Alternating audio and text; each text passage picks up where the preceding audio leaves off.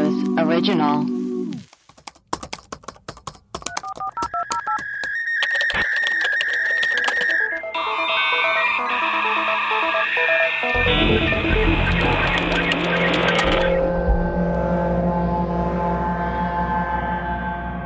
Hello, and welcome to Web Crawlers, the podcast where we do a deep dive into some of our favorite unsolved mysteries.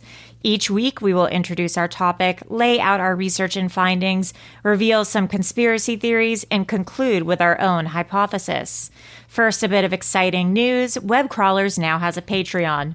Web Crawlers still has a Patreon. Every dollar will help us continue to create high-quality, well-researched shows with exciting guests for our listeners. Our patrons will receive rewards, bonus episodes, videos, shout-outs, and merchandise discounts. We love doing the show so much and would love to accelerate it to the next level. To contribute, please go to patreon.com/webcrawlers. Also, keep sending us in your ghost stories. They're so good. We just got a new one last night. It's spooky.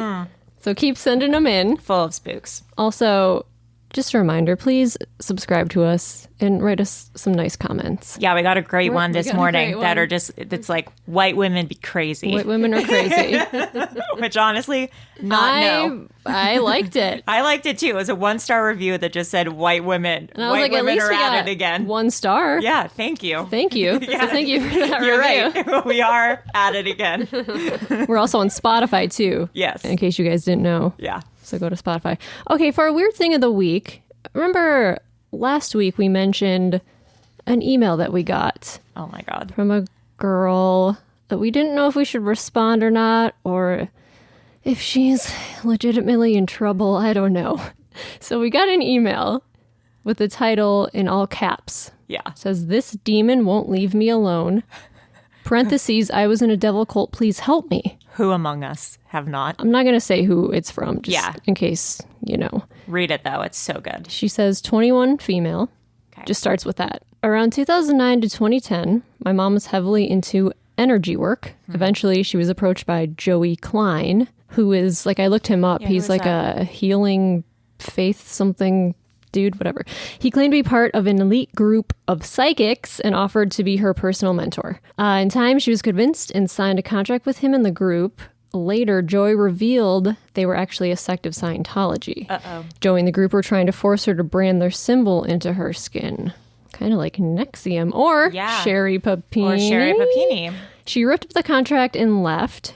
Ever since then, my mom has been stalked and harassed. In high school, I joined an underground devil cult in hopes to make it stop. I was ready to sell my soul to make a blood oath contract, but the cult said I could only do it when the devil said it was time. One night in a seance, I was discussing my contract with the demon. The moment they told me I had to sacrifice my cat, I was out. Oh, shit. I get it. Yeah. I would never sacrifice my cat. The cult said it had to be done, so I left. Demonic entities would be in my room every night, and I regularly had sleep paralysis. Ooh, shit.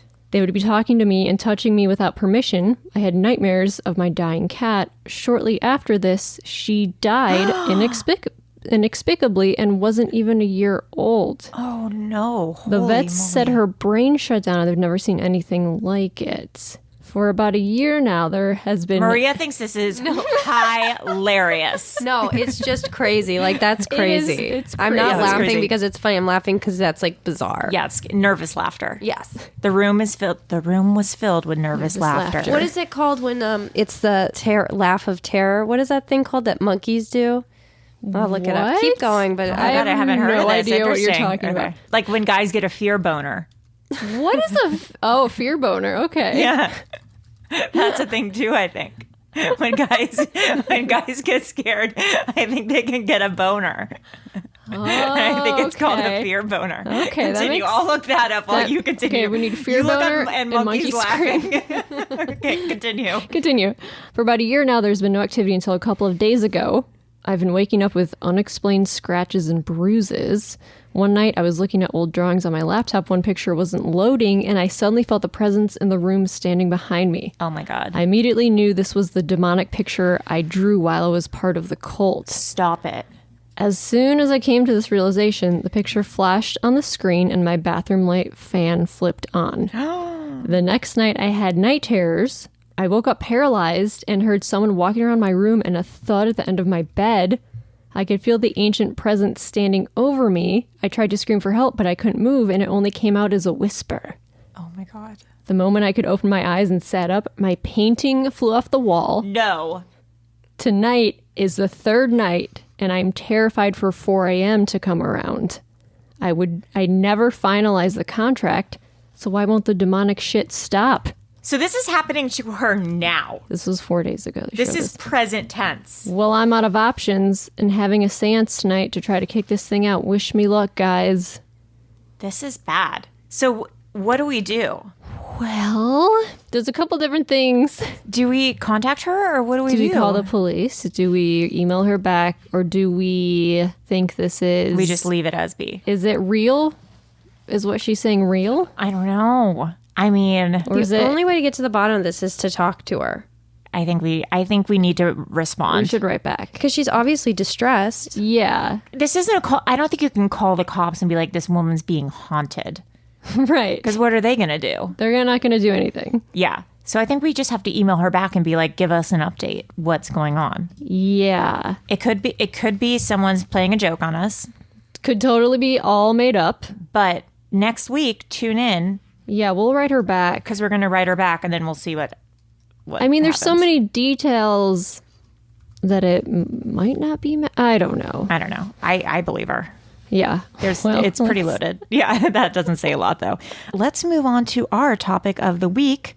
We are continuing with our vibe of the occult and Satanism. We're going to be looking into the West Memphis 3, the child murders at Robin Hood Hills, the conviction of Damien Eccles, Jesse Miss Kelly Jr., and Jason Baldwin, and their later release from prison. How are the Dixie Chicks, Johnny Depp, and Lord of the Rings involved? Let's get started. The men who came to be known as the West Memphis 3 have always insisted they did not commit a brutal triple murder. They did not kill my son. 3 outcasts with mullets and dark clothing who dabbled in the occult. Accused of a gruesome satanic murder. Damien Eccles shall be sentenced to death by lethal injection. There was no physical evidence tying them to the crime. Held in solitary confinement for a decade. It's been an absolute living hell.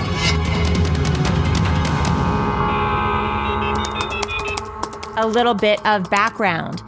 This is from Wikipedia, our favorite source. The West Memphis 3 are 3 men known for being convicted as teenagers in 1994 for the 1993 murders of 3 boys in Arkansas. The first boy convicted was Damien Eccles, and he was sentenced to death. The second boy was Jesse Miss Kelly Jr., and he got life imprisonment plus 2 20-year sentences. The third boy was Jason Baldwin, and he got life imprisonment. During the trial, it was insisted that this was an occult and a satanic ritual. The case got generated widespread controversy, and it sprung about 4 documentaries and 1 feature film starring the Reese Witherspoon. And Colin Firth. Celebrities and musicians have held fundraisers to support the efforts to free the men who are now free.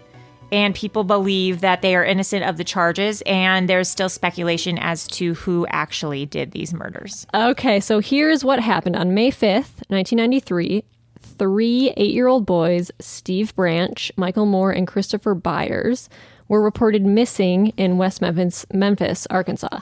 The first report to the police was made by Christopher Byers' adoptive father, John Mark Byers, around 7 p.m. The boys were allegedly last seen together by 3 neighbors who said they saw them playing together around 6:30 p.m., the evening they disappeared. And they also saw Terry Hobbs, Steve Branch's stepfather, calling them to come home. So the police started searching that night. The next day, around 8 a.m., the police launched a more thorough search. They canvassed all of West Memphis, but focused primarily on Robin Hood Hills, where the boys were reported last seen. Around 1:45 p.m., parole officer Steve Jones spotted a boy's black shoe floating in a muddy creek that led to a major drainage canal in Robin Hood Hills. A further search of the ditch revealed the bodies of the 3 boys. They had been stripped naked and were hogtied with their own shoelaces, Their right ankles tied to their right wrists behind their backs, the same with their left arms and legs. Their clothing was found in the creek, some of it twisted around sticks that had been dug into the muddy ditch bed. The clothing was mostly turned inside out, or 2 pairs of the boys' underwear were never recovered. Christopher Byers had lacerations to various parts of his body and mutilation of his scrotum and penis. The autopsies indicated that Byers died of multiple injuries, while Moore and Branch died of multiple injuries while drowning. Police initially suspected the boys had been raped. However, later expert testimony disputed this finding. Trace amounts of sperm DNA were found on a pair of pants recovered from the scene. Prosecution experts claimed Byers' wounds were the result of a knife attack and that he had been purposely castrated by the murderer. Defense experts claimed the injuries were probably the result of post-mortem animal predation. Police believe the boys were assaulted and killed near the drainage canal, but some critics argued that the assault was unlikely to have occurred at the creek. Okay, so who were these victims? It was Steve Edward Branch. He was 8 years old. He was the son of Terry Hobbs, who was also the biological father to his younger sister, Amanda Hobbs. There's Christopher Mark Byers, also 8, lived with his mother, Melissa Byers, and his stepfather, John Mark Byers. And then James Michael Moore, also 8 years old. He was the son of Diane and Todd Moore. He had received the least amount of injuries of the 3 boys and was located further north in the drainage ditch where all the boys were located. So who were the convicted and why? The first and most notorious is Damien Eccles. Was he a misunderstood goth teen or a psychopathic murderer? Damien was 18 and had dropped out of high school. He had spent several months in a mental institution in Arkansas and afterward received full disability status. Police officers felt that the crime had cult overtones and that Damien Eccles might be a suspect because he had an interest in occultism, and one officer felt Eccles was capable of murdering children. The police interviewed Eccles on May 7th, 2 days after the bodies were discovered. During polygraph tests, he denied any involvement. The polygraph examiner claimed that Eccles' chart indicated deception. On May 9th, Eccles mentioned that one of the victims had wounds to the genitals.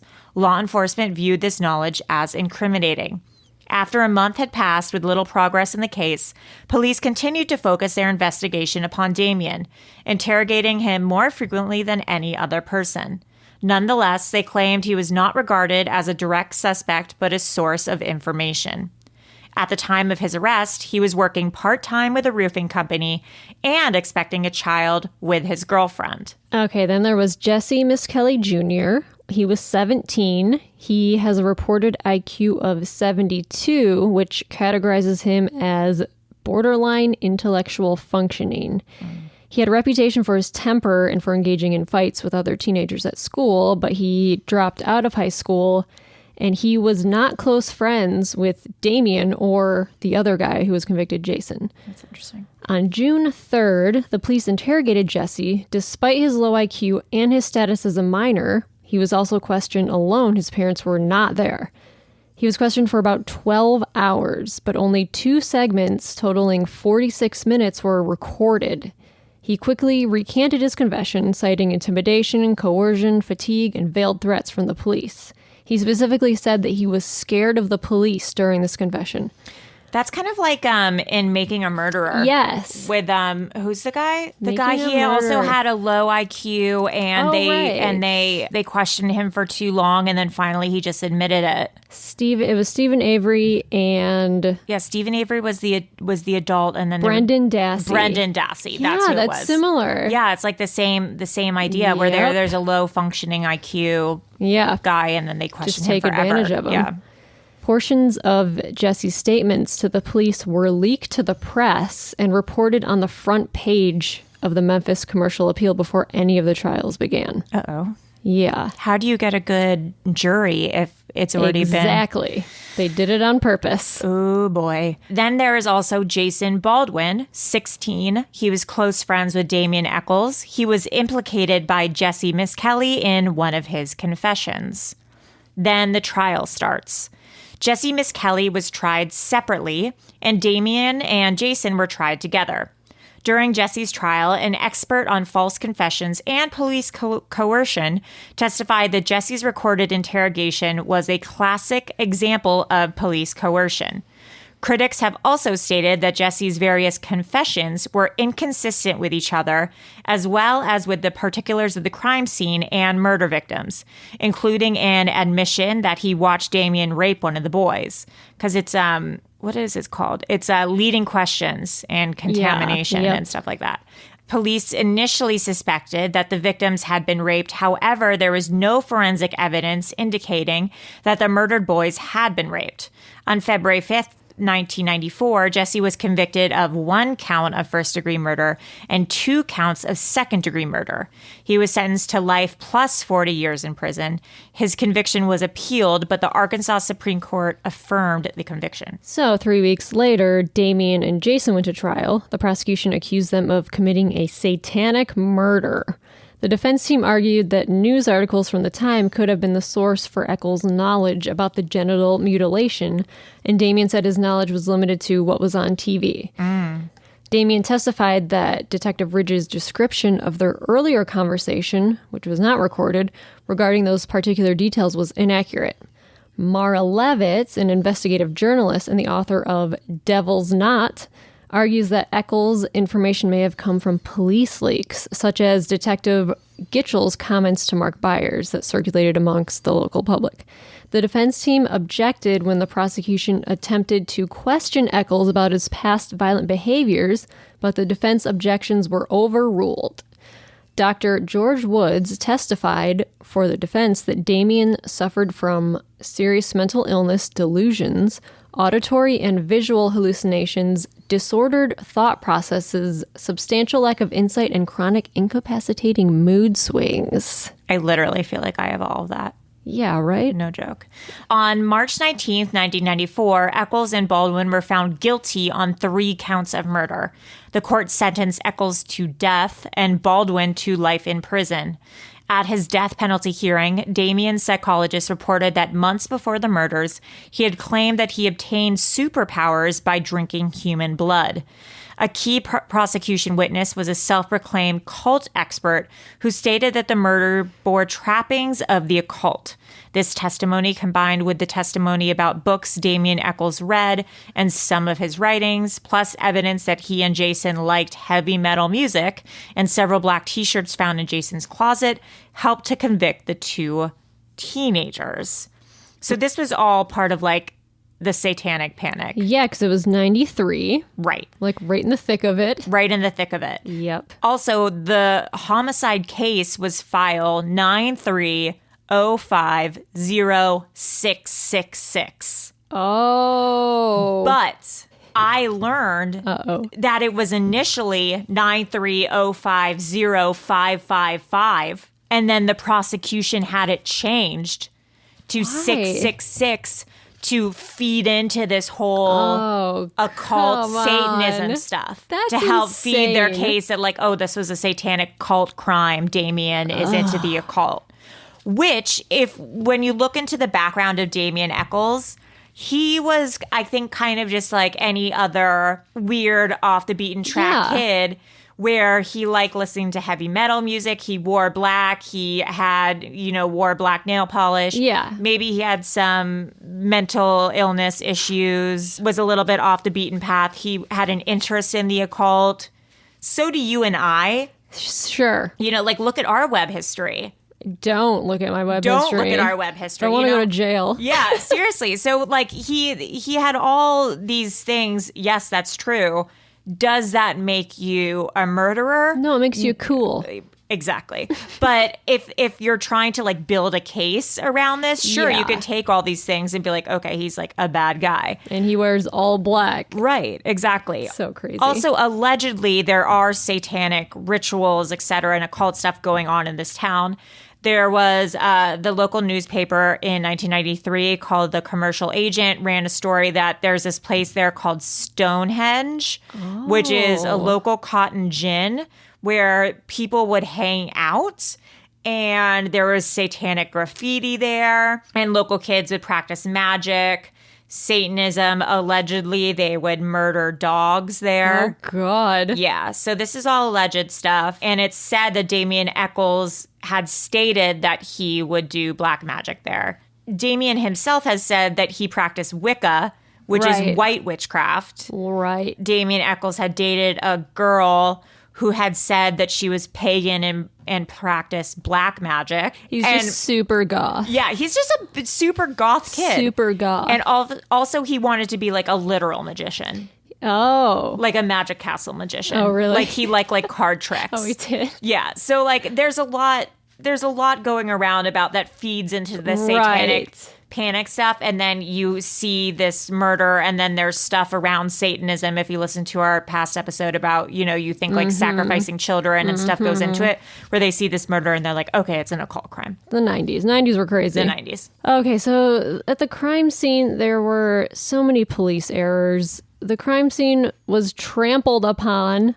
Right. Just so many people that just not taking any care for like evidence or anything. The bodies were removed from the water before the coroner arrived. That's not good. So he couldn't really tell how long they'd been there. They just fucked up everything. There's a small amount of blood at the crime scene that was never tested. And the evidence was placed in paper bags obtained from a supermarket that still had like the name of the supermarket on the back. Oh, Jesus. So the West Memphis Police Department was overwhelmed with the crime because it was by far the biggest case they'd ever investigated. And they refused an offer of help from the violent crimes experts of the Arkansas State Police, which is crazy. And some people suggested this was because the West Memphis Police Department was currently under investigation by the Arkansas State Police for suspected theft from Crittenden County Drug Task Force. Oh, shit. Yeah, so I looked that up, and it was a lot of police involved in this. Like corrupt police, like taking money. Because at one point, this county had like the most amount of money seized from drug busts in like 92, I think, 92 or 93. Which is crazy. So a lot of police were accused of like taking the money, staging things, and... That's not surprising because later on, I think one of these people might have been an informant.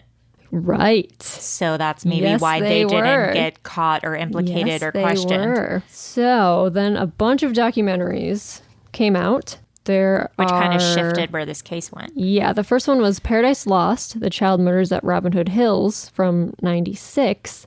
Paradise Lost 2 was in 2000, and then Paradise Lost 3 was in 2011. The documentaries started garnering a huge following. We see now in documentaries like Making a Murder where they believe they're innocent and want to get them out of jail. And then there's another documentary, West of Memphis, produced by Peter Jackson of Lord of the Rings. Lord of the Rings. There's also a book, Devil's Knot, by Mara Leverett, which was made into a movie. Yeah, I saw the IMDb page, and then I sent it to our web crawlers group chat, and I was like, oh my God, this is apparently going to be a movie with Reese Witherspoon and Colin Firth. Why are they casting rom-com actors in this movie? Weird. And then Melissa was like, no, it's already been made. Yeah, I sent the movie poster. The movie poster. So then I rented it. How was it? It's horrible. But I rented it, and then when I rented it, it was like, would you like to continue watching this movie? Yeah. Like, I'd seen half of it already and didn't even remember. So I guess I'd already watched weird. it. Or someone was logging into your account. Which actually... Or you are using someone else's account. All of the above. So, yeah, they also made it into a motion picture. So there have been 5 movies. Yeah. About this There's case. So many. Yeah. And it kind of became the first crowdsourced criminal investigation before all these documentaries now. This was the first true crime thing that kind of like garnered the population's attention. So there are some key people in this case who you should know. The first one is John Mark Byers. In 1993, while filming the first Paradise Lost, John Mark Byers, the adopted father of victim Christopher Byers, gave a cameraman a folding hunting knife. After the documentary crew returned to New York, they discovered what appeared to be blood on the knife. Oh, God. HBO executives ordered them to return the knife to the West Memphis Police Department. Byers initially claimed the knife had never been used. However, after blood was found on the knife, he stated that he had used it only once to cut deer meat. Or kill people. When told the blood matched both his and Chris's blood type, Byers said he had no idea how the blood might have gotten onto the knife. Mm-hmm. During interrogation, West Memphis police suggested to Byers that he might have left the knife out accidentally, and Byers agreed with this. Byers later stated that he might have cut his thumb. Further testing of the knife produced inconclusive results about the source of the blood. Byers agreed to and passed a polygraph test about the murders during the filming of Paradise Lost 2 Revelations. But the documentary indicated that Byers was under the influence of several psychoactive prescription medications that could have affected the results. While he was doing a polygraph, he I feel like you shouldn't be allowed was to... on drugs? Yeah, you should get like on acid. That's crazy. But then I did some further research, and there are allegations that potentially Byers is a police informant. Yeah, because he was arrested Several times. Cocaine and weapons charge, but he didn't serve any time. Yeah, so there's this website, the website of this woman, Mara Leverett, who has a website about the West Memphis 3. Here are all the things that have happened to Byers that he didn't get any jail time for. Byers' first wife sought a restraining order against him, claiming that he had threatened to kill her. 6 months later, Byers was convicted of terroristic threatening, a felony, for physically attacking her and again threatening to kill her in the presence of her 2 children. He was placed on probation on the condition that he pay child support. Then his ex-wife showed up to court saying he was not paying his child support. The probation was not revoked. The judge, David Burnett, asked that Byers' felony convictions all get expunged. He was also the same judge who convicted the 3 guys. Stop it. Judge David Burnett. That's him. Bananas. 9 months before the murders, Byers was arrested in Memphis and charged with felony possession of cocaine and dangerous weapons and was not prosecuted. That's insane. I mean, if you have a weapon and cocaine... Damien Echols is just listening to Ozzy Osbourne and gets accused of murder. Meanwhile, this guy is carrying cocaine and a gat and nothing happens to him. 6 months before the murders, he stole thousands of dollars of merchandise. Like the list goes on and on. He's never been in jail. And has never been in jail, nothing. What? Yeah, so allegedly he was an informant somehow for the police, so he's getting away with all this shit. Yeah.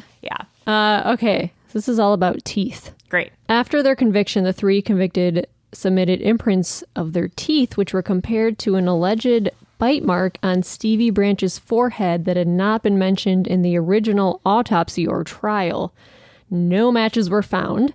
John Mark Byers had his teeth removed in 1997 after the first trial, but before an imprint could be made.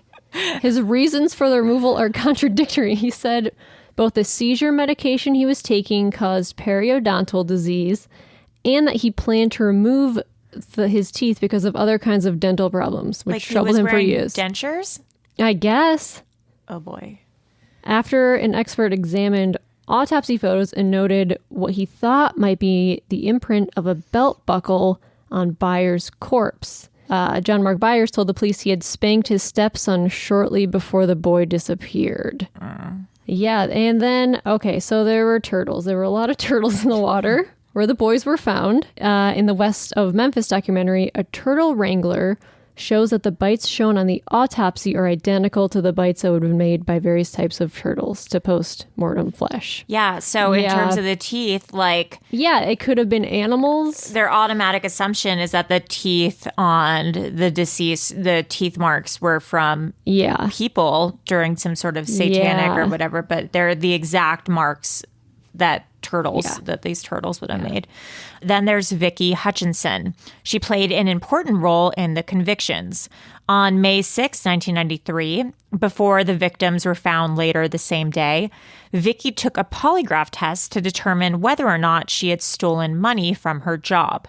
Her son, Aaron, was also present and was a friend of the 3 missing boys. Aaron said he had witnessed the murders in a playhouse committed by Satanists who spoke Spanish, but his further statements were wildly inconsistent. A police officer leaked portions of Aaron's statements to the press, contributing to the growing belief that the murders were part of a satanic rite.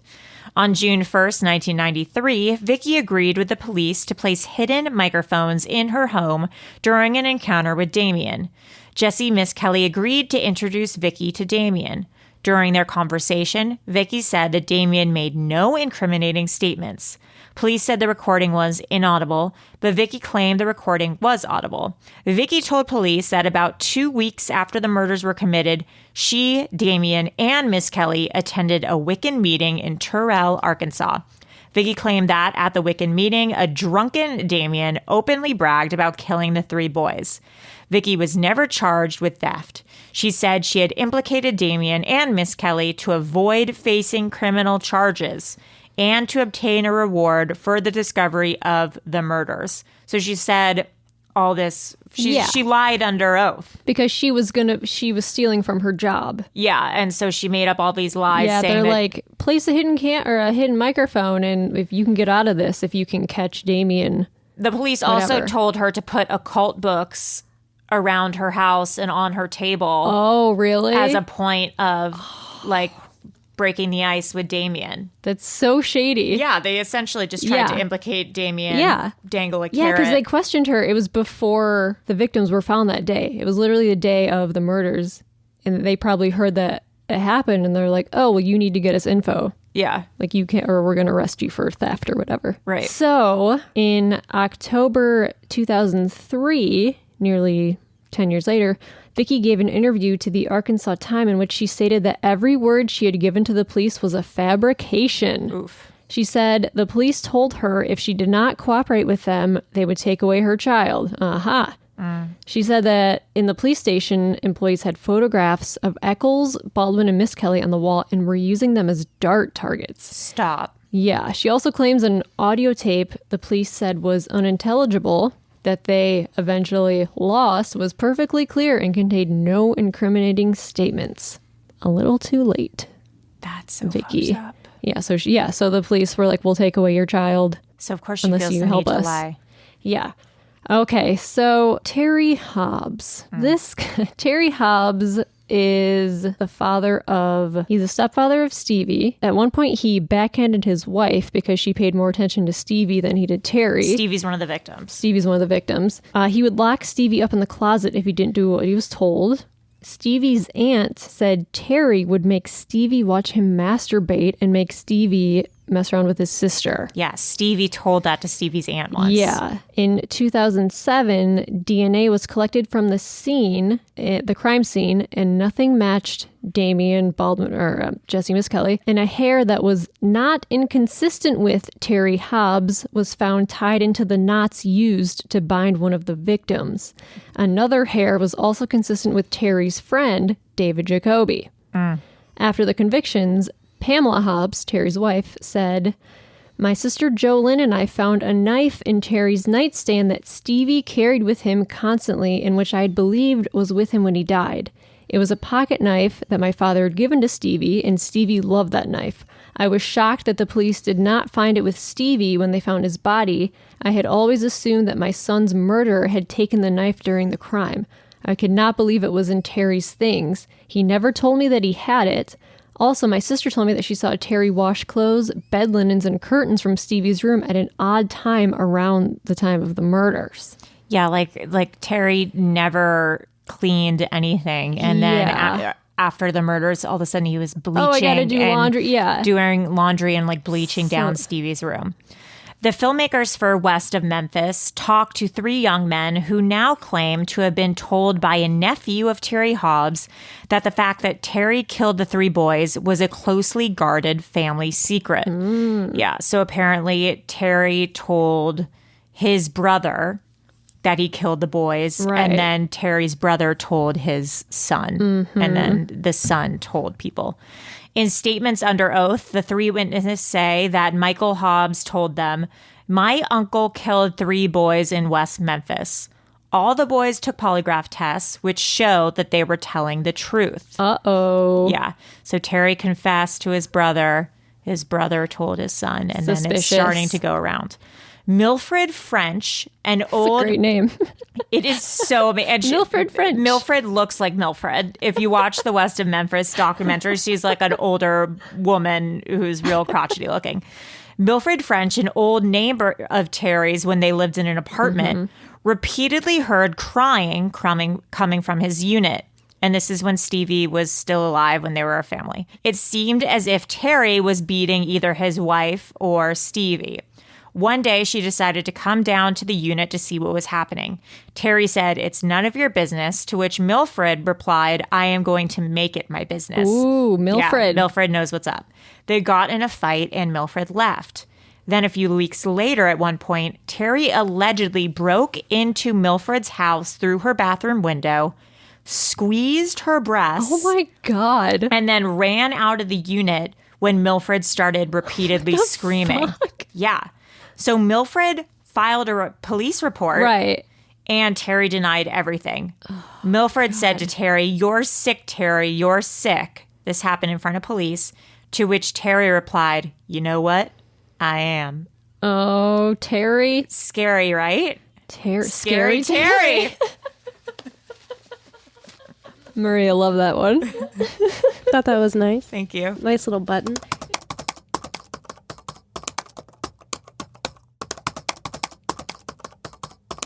So Terry also, like when you look in the documentaries of Terry and the police are asking him questions. This happens in the further documentaries, not the beginning ones. This is mostly in west of Memphis. He is like laughing. Oh, he is? Yeah, when they're like, "Did you beat up your wife?" And he like thinks it's hysterical. And he's like, "I'm just sick of talking about it." Like you can see he's a bad dude. Oh boy. Okay, so in 2007, Damien petitioned for a retrial based on a statute permitting post-conviction testing of DNA evidence due to technological advances made since 94, which could potentially provide them exoneration. And also due to Pamela Hobbs' statements about her husband and his knife. However, the original Judge David Burnett, said he would not allow that information in his court. Something's up with Dave Burnett. In 2010, David Burnett was elected to the Arkansas State Senate. So another judge was selected to preside in their appeal hearing. So they got rid of that judge again. Good.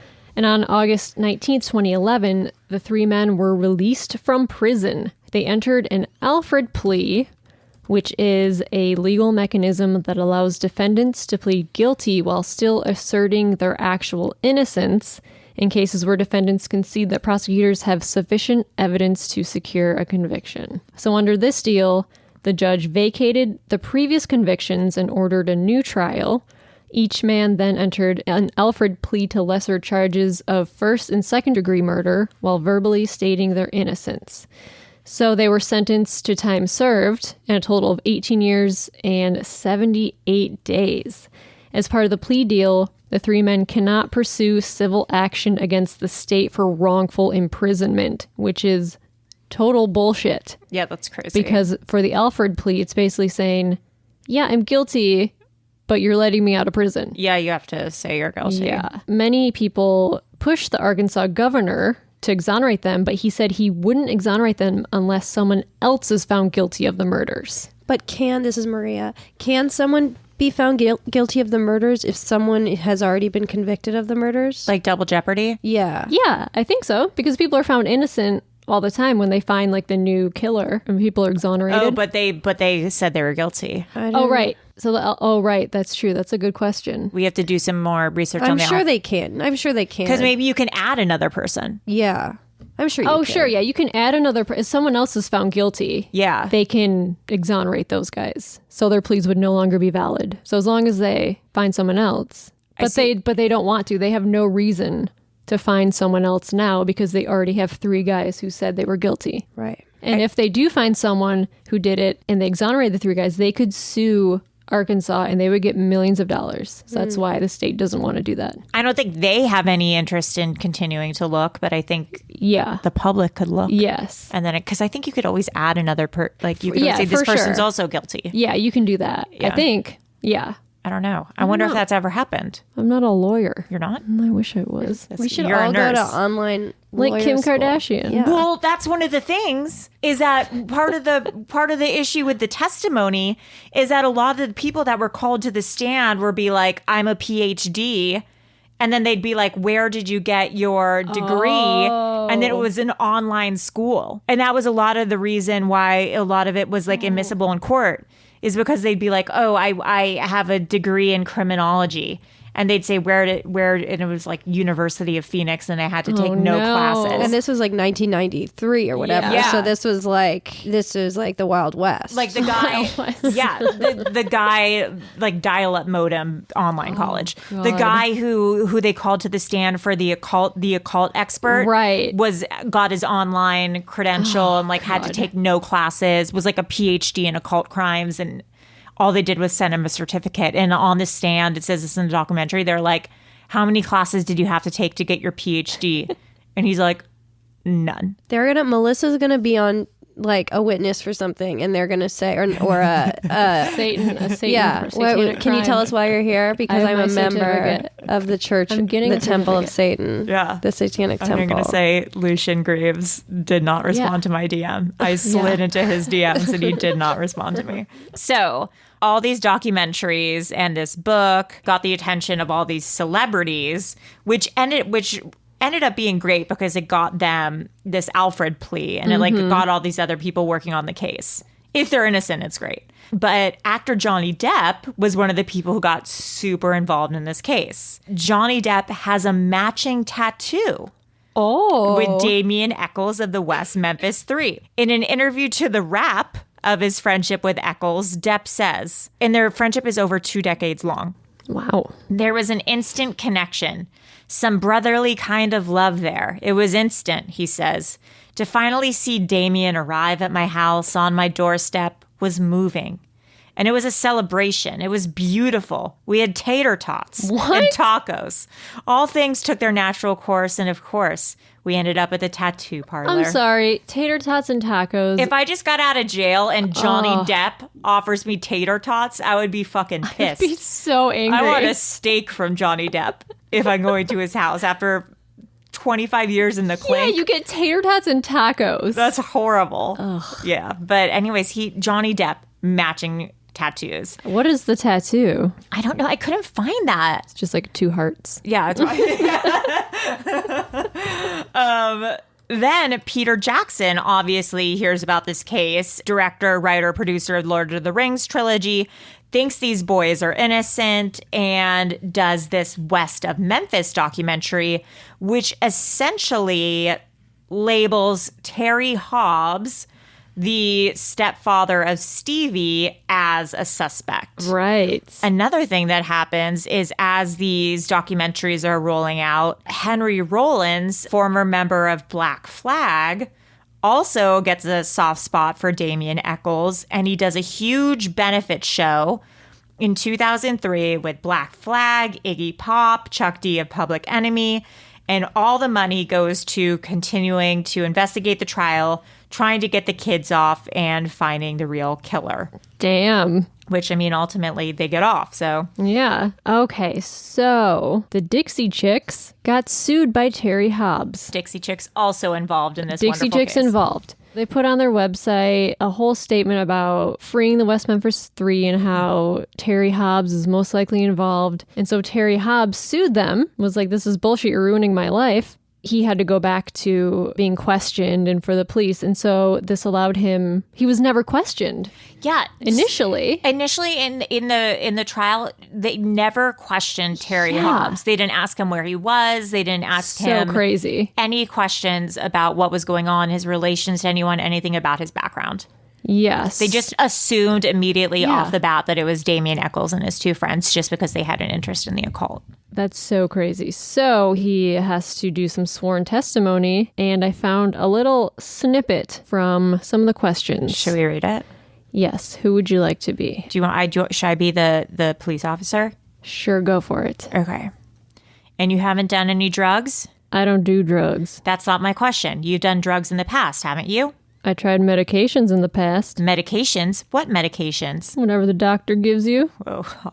So the only drugs that you've done in the past are drugs that doctors have prescribed? Well, I have smoked a joint. Other than smoking a joint, any other drugs you've used other than drugs the doctors have prescribed for you? Not in the business. So it's your testimony that the only drugs you have ever done are drugs that have been prescribed to you or a joint or 2. Is that your testimony under oath, Mr. Hobbs? Well... And remember, you are under oath. I tried cocaine a few times. Big deal. Tried cocaine a few times. So we've got some joints, some cocaine. What other drugs? None. Crystal meth? Not in the business. That's not my question. My question, I don't do crystal meth. my question, sir, is under oath. Is it your testimony that you have never done crystal meth? I tried it with my wife. Yeah, so he's essentially a liar. That's He like goes from, I'm like, watching like a David Mamet play. That was really beautiful, you Was it guys. good? Thank Yeah. Thanks. We should do that more often. Yeah. Yeah. That was riveting. Thanks. Wow. So he had to pay money. He lost, obviously. You had to pay $17,000 to Natalie Maines of the Dixie Chicks just for like court and lawyer fees. The for Dixie Chicks have inconveniencing it me. hard. Yeah. Between Bush and then Oh, yeah. Terry Hobbs, they deserve Yeah. an apology. Yeah. So then I found a Damian Nichols Reddit AMA. Ooh. Who's Damian Nichols? Oh, Damien Eccles. Oh my God. Oh, no. Great. Oh, great. Oh, now no, that's have going to I give been us another writing? 1-star review. Damian Nichols. I wonder who Damian Nichols is. Let's Google Damian Nichols and see if there's anyone named Damian Nichols. Well, to be fair, Damian Eccles comes up when you search only for Damian Nichols. Let's see. Damian Nichols has an IMDb page. Oh my God, there's a Damian Nichols Democratic candidate. Oh my God, he's for the Congressional District of California. Wow. What if he's like my husband or something? Your future husband. Well, okay. Anyways, that's a dead end. Okay, Damian Eccles Reddit AMA. So I found this AMA, and I'll say what the AMA is, and then Melissa, you will say your thing. Okay, the question is, what has it been like living in New York City since you were released last year? And now you're moving to Salem, Massachusetts, which is a much sleepier place. How did you and Lori decide on the move? BTW, Lori is Damian's wife, Yes. who he met while he was in jail. And married while he was in jail. And married while he was in jail. Lori was a pen pal who started writing to Damian while he was in jail. Yeah, starting at like 1996 or 97, I think. If you can't tell, I was holding in a burp the entire time I said that. I didn't notice. Okay, so Damian Eccles replies, I love Salem because it's an incredibly magical, spelled the occult way, beautiful place. Now, Melissa, what did you notice about Salem? Salem, Massachusetts is home of the Satanic Temple. Uh-oh. Uh-oh. Maria's not as enthused, so she's eating trail mix. I just had to have some trail mix. I'm sorry, but that's crazy. I get it. Yeah, so now he lives in the home, Salem, Massachusetts, home of the Satanic Temple. He also references magic a lot in this AMA. Interesting. Which, I mean, we knew that he's interested in this kind of stuff. He talks about his prison pen pal, then becomes his wife, Lori. What was it about Lori's first letter to you that hit the mark with you more than all the others? What stood out for you that made you trust this person? He says, it wasn't anything that she said. It was more just the energy around the letter. I knew by the way she expressed herself that this was someone completely unlike anyone I had ever known before.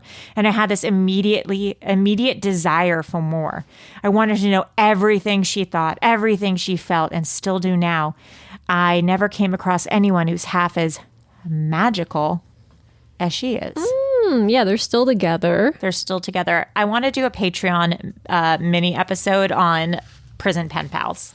Oh, it's so weird. Yeah, we started actually researching it a little bit, and we're looking at a bunch of websites where you can find a prison pen pal. So weird. And then we were It's so deciding whether or creepy. not we should get a prison pen pal. It would have to be someone who's in there for life. Because what if they get out and they come Trying stalk to us or find murder us? Yeah, so And we it's need easy to to find get us. a P.O. box, and then we'd have to A get P.O. box, a yes. P.O. box, and then someone who's Not my in house. prison for life. But if they're in prison for life, Melissa, they did something bad Well, or they could have done multiple things. that were only kind of bad. Like they had a gun, they had drugs, they had a parking ticket, they had this all build up. Oh my So, God, like, can you 50 go years. to prison for a parking ticket? My No, dad I mean- literally just texted me a parking ticket, and No, it you says, get the boot. please pay this before it doubles. Oh no. Yeah, they double and they triple and then you get the boot. Have you been on Damian Eccles' website? No. Seems like something we should have done.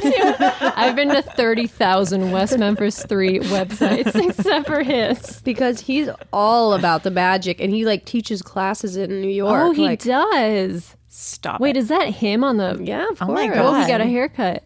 You're already doing magic. You just don't know it, says Damien. Oh. Yeah, he every day in prison he did some sort of like ritual thing. Because he was in solitary confinement. Yeah, for like 10 years. Imagine that. I can't. I guess his thing is high magic. Magic is not a path for followers. It is a path for questioners, seekers, and anyone who has trouble settling for dogma and pre-formulated answers. Magic is for those who feel a desire to peel away the surface of reality and see what lies beneath. He has merch. Tony Robbins loves his book. Really? Stop it. Well, High Magic, A Guide to the Spiritual Practices That Saved My Life on Death Row. Tony Robbins says, an incredibly powerful book about the power of consciousness and the human spirit to transcend any situation or adversity. Damien spent nearly 20 years in death row for a crime he didn't commit. And if this guy can walk the talk, anyone can. well, Tony Robbins also just got recently Me Too'd. So, Yeah, he did. yeah, Maria, stop reading I the don't know. I reviews don't- of problematic people. You don't follow? Oh, Maria, you're against the Me Too movement? I'm not against the Me Too movement. I just like Tony Robbins. I think he's all right. Do you like Louis C.K. and Woody Allen too? No comment. Let me eat my trail mix. For goodness sake. Oh, this is interesting. The Buddha used meditation, whirling dervishes use ecstatic trance, hermetic esoterics use magic, shamans consume consciousness-altering chemicals such as peyote.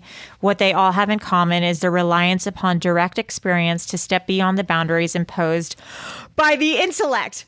One of the most famous hermetic esoterics, Aleister Crowley, said that when a person seeks to discover the true nature of reality, he shouldn't do so. Oh my God. Yes. Y'all gonna have to turn that down. Oh, he's in it. We got him.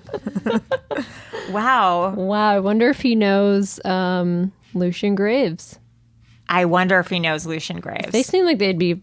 Melissa, Knows. tweet at Lucian from your boy. personal Boy. account. Oh, yeah, I can do and that. ask him what he thinks of the West Memphis 3. What if he thinks they're guilty? That'd be such a disappointment. Why is his name Damien? Oh, good question. Like, did his parents name him that? Oh, he was born as Michael Wayne Hutchison. Oh, so he named himself Damien. Yes. Oh, well, then that's probably why there's also Damien Eckel. Yeah, he changed his name. there's all the hubbubaloo. It came from his hero, Father Damien, the 19th century Belgian missionary priest who worked with the Hawaiian lepers. That's kind of sweet. I wonder if he has a Twitter. Let's look. He has an Instagram, and he last post was 23 hours ago. So. Stop it. Wow. He's verified. He's followed by the Satanic Temple. That answers our Oh, question yeah. about Lucian. Yeah. I'm going to like a few of his pics. Careful, Allie. You know what happened last time. Yeah, let's... Oh, yeah. I read, this is, my whole life changed because Ice-T tweeted saying, if you want to secure the bag, you have to act cool and calm and collected. Yeah, he is practically tweeting at me. So if I want to secure the bag, I can't seem too thirsty. So I'll just like 2 pictures. Oh my God! What? On November 16, 2018, there's a picture of him with Natalie Maines of the Dixie Chicks. Oh. That's BFFs. That's nice for them. Yeah. That's nice for them. I'm happy for them. Okay, let's move on to theories. Here's a theory that I think we both have. Yes. If the boys didn't do it, which I think we're probably under the assumption that they Yeah. didn't, maybe. I still think they're a little off, but I don't know if they did it. My first theory is I think it was the dad, Terry Hobbs. Yep. He was never questioned in the trial. He has definitely beaten his wife. He has admitted to beating Stevie at times. Stevie told his aunt that Terry sexually abused him and made him hook up with his sister. Mm-hmm. Terry would lock Stevie in a closet if he didn't do exactly what he said. That's awful. And Terry also admitted in the second line of questioning that he was a drug user and Right. all this kind of stuff. And according to Terry Hobbs' ex-wife, Terry's first wife, Yeah, claimed that in their divorce papers that Terry molested their son. Oh, stop so it, his really? First wife said that. Okay, so Yeah. Terry's up to no good. And then also Terry broke into his neighbor's house. Right. And squeezed her bosom. I think that Terry did it. I think that, and this goes into other stuff. This might seem a little confusing. It's alleged that Terry would go into the woods with these two other guys. Three guys. David Jacoby, Which was his like pal. his best friend, L.G. Hollingsworth, and Buddy Lucas. Who were two teenagers. And it's alleged that they would like smoke joints, do drugs, and be sexual with one another.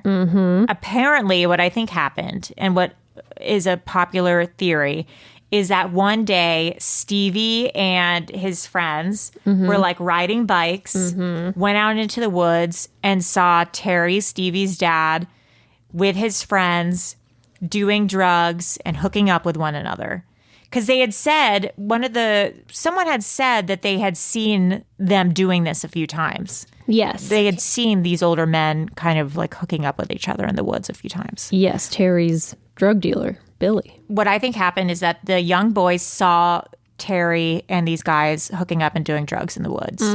Terry freaked out. Yep. Had a burst of anger, rage blackout. Started wailing on Stevie, beating him up. Because it's known that he's done that before. Terry kills Stevie. The other two boys are there. They're like, we can't just let these two guys go. They kill all the kids and then put them in the river, the whatever. And then they're eaten by the turtles that live there. Okay, so at the restaurant Bojangles. Right. In another city, but it's close. All of a sudden, a bloody man runs into the restaurant, into the bathroom, and there's like blood everywhere. Like the night that the kids were murdered. And the people who work at Bojangles call the cops, and there's a bloody man and blood everywhere in the bathroom. Like, what's going on? Like, someone come here. What's happening? The police come, but they don't check. Yeah. They don't go inside. Yeah. For some reason. Yeah. So could it be, so then like some people are like, oh, whoever was in the Bojangles bathroom is who killed them. Yeah. Could that have been either like David Jacoby or Buddy Lucas or L.G. Hollingsworth? Right. Who were just, at the crime scene and then they go to the Bojangles to clean themselves off or something like that. And they got a blood sample, but they apparently lost it. That's so crazy. This guy, Buddy Lucas and L.G. Hollingsworth, the two teen guys. Oh my God, I thought you were about to say they're twins. I was going to freak out. Not yet. So a guy named Billy Stewart, who lived at Lakeshore Trailer Park, he testified that Terry Hobbs, David Jacoby, Buddy Lucas, and his friend LG pulled up to his trailer to buy weed around 6 p.m. because Billy was Terry's drug dealer. He said that Buddy Lucas confessed to him, well, me and LG Hollingsworth and them two, we done it. We killed them little boys. Oh, shit. And LG told him that he and Lucas had been walking in Lakeshore Trailer Park when Terry and David Jacoby drove up asking if they wanted to smoke weed. Buddy and LG, they got into the car and they went to Billy's.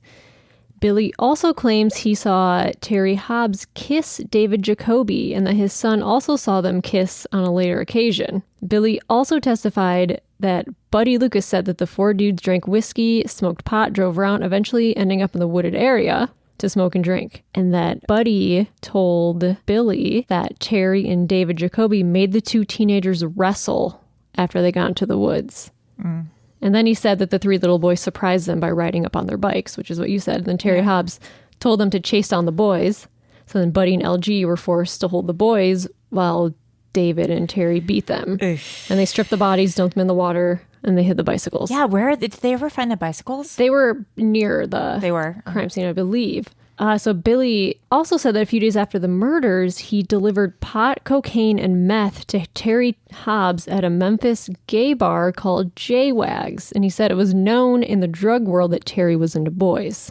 Where did, because there was rope, the kids were tied up and there was Terry's hair in the rope, right? Where did that rope come from? If it was the shoelaces. Oh, it was shoelaces. Yeah, the boys' shoelaces. Got it. Yep. So Buddy Lucas, he's a good friend of Jesse Miskelly's. After the murders, Buddy's mother found muddy and bloody shoes in Buddy's room. After he had already been acting suspicious to his friends and family, claiming that he had no part in the murders, even though no one was asking him. So Buddy said he got the shoes from Jesse Miskelly, so his mom called the cops. Then when Buddy spoke to the police, he said he had nothing to do with the murders, and Jesse gave him the shoes, and that Jesse also confessed to the murders. That's what he said. But when they asked him to do a polygraph, he immediately said he lied and said that Jesse didn't tell him anything. He was like, oh, no, I'm just kidding. I lied. Scary. And then the police never questioned Buddy Lucas again. I'm thinking that Terry and David Jacoby told the boys to wrestle, take off their shirts. And according to a website, westmemphispuzzle.blog, LG already had a suspicious relationship with an older man. He was 17, but he hung out a lot with a 50-year-old unmarried man who he basically lived with. According to WREG.com, Buddy Lucas, who is described as being mentally slow, was reportedly sent away from the area for several years immediately after the incident. All 4 of them are most likely involved, and then he said he had blood and mud on his shoes and was like, oh, they're Jesse's. This is like tickled meets making a murder. But how did the police like go so hard with the West Memphis 3 and not like, is it because they didn't want the optics of there being like gay sex in the woods of their, conservative town or whatever, and they'd rather condemn Satanism and stuff? I mean, why put all their chips in the West Memphis 3? I think it was like a lot of it was the satanic panic thing. Yeah. I think like it was Damien was like a real scapegoat. And they didn't have any evidence at the time. Except for the shoes that were in Lucas's place or whatever. They never tested the shoes. Yeah, they never tested. They had like no evidence in the first trial. Yeah, there was nothing. What evidence do they have against the West Memphis 3? That they wear all black and listen to heavy metal music. So they were nowhere near the crime at all. Jesse Miskelly was apparently like somewhere at a wrestling match. Yeah, there was a wrestling match. It just seems so odd that it would be like, no, let's go after these people when they've got testimonies from other people being like, oh no, these other people were doing this stuff. Well, because there was the coerced confession, I think is what it was. Is they had mentally challenged Jesse. They had put him in a room for like 13 hours and coerced a confession out of him. And he's the one who was like, oh, I was there with Damien. So he was the one who implicated them. Did any of those people, those lawyers on the prosecution, get promoted after this case? Probably. Because that's usually why they go for these confessions, so that they can get... That's interesting. I know one of the guys said that that he regrets. It was in one of the documentaries. He was like, I regret my behavior. Like there's no experience is the only thing that like you can really learn from. And he regrets the way he behaved in the... I was also looking up other suspects. Yeah. Who it could possibly be. And I found 19-year-old David Wren and his twin brother, Michael, were criminals in West Memphis. They had burglary charges, theft charges, arson arrests, and they both had broken out of jail. Uh-oh. So David Wren was a suspect because of his criminal history. He lived at the Mayfair Apartments, and his brother was Frankie, who was near the crime scene on the evening. And a woman stated she overheard Frankie say that his brother David killed the children. But he took a polygraph test, and he passed. So it wasn't the twins. It wasn't the twins. Another one I have that's potential is the BTK killer. Oh, right. BTK stands for blind, torture, kill. The BTK killer named Dennis Rader. He killed people in Kansas and would bind, torture, and kill them, similar to what happened in this case. There was also like a sexual element to it. I think that the BTK killer mostly killed women, though. How far away is... Oh, he was born... Oh, no, he killed families. Oh, he did? Yeah. He was born on my birthday. He was? Yeah. Pisces. Do you know that Pisces is the most common sign for serial killers? Is it really? Yeah. Well, that makes a lot of sense. That explains so much. Yeah. John Wayne Gacy and Richard Ramirez were both Pisces. Of course they were. What is that? It's a fire alarm. Is it coming from in here? No, it's coming. Melissa, go make sure there's not a fire. Feel the door first. I learned that a long time ago. Roll to the door. Watch out for the backdraft, Melissa. Does it get louder when you open? Oh my god.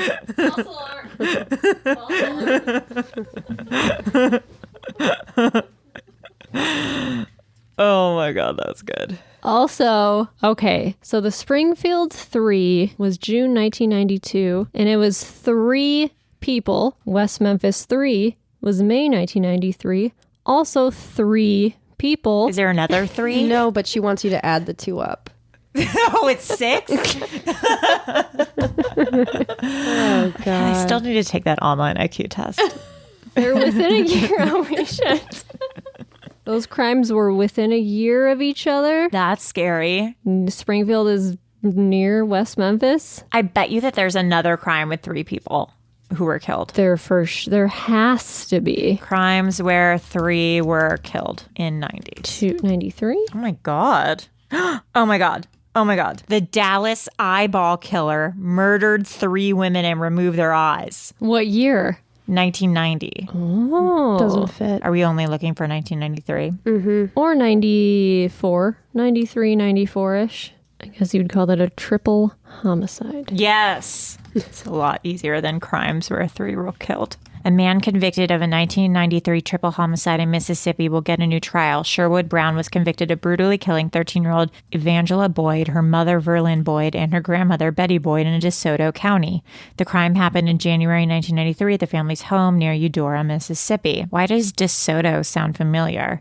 The Supreme Court of Mississippi overturned Brown's conviction in light of the new analysis, and after overturning the conviction, the court ruled that Brown should be granted a new trial. So is he out in the world in May 93? The house was totally ransacked, chop wounds. It doesn't go with the... Yeah, the profile doesn't fit. Yeah, it doesn't fit the profile. That was the coolest thing we've ever said.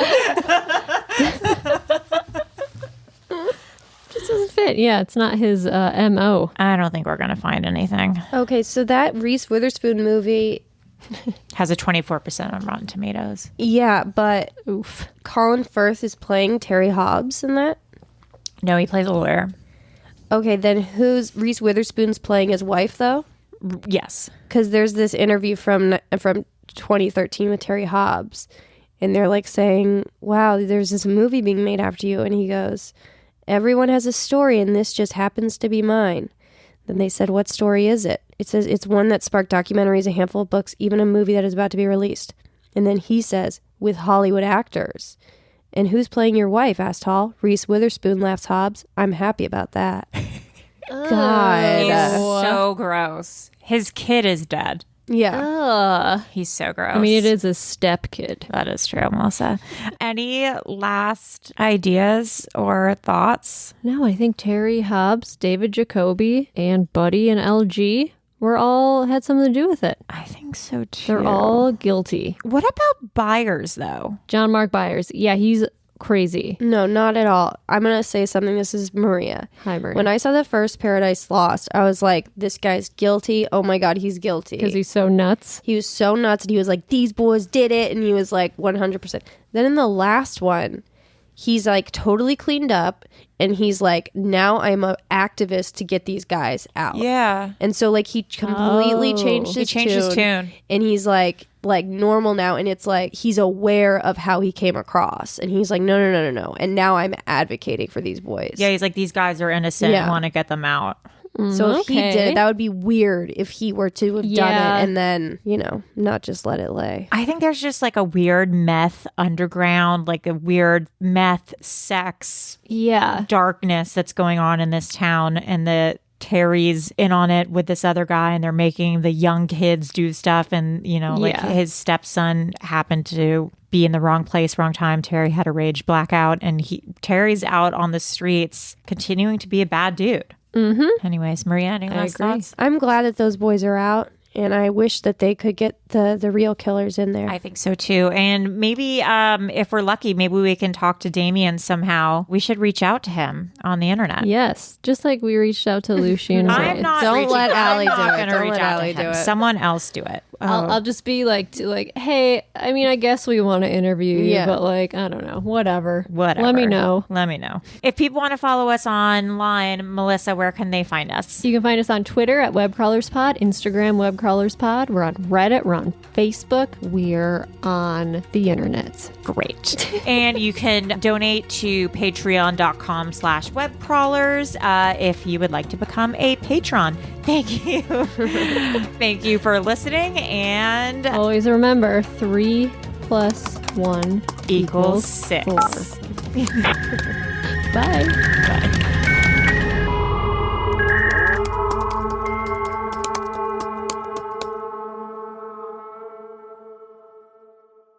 An Erios original. Powered by Acast.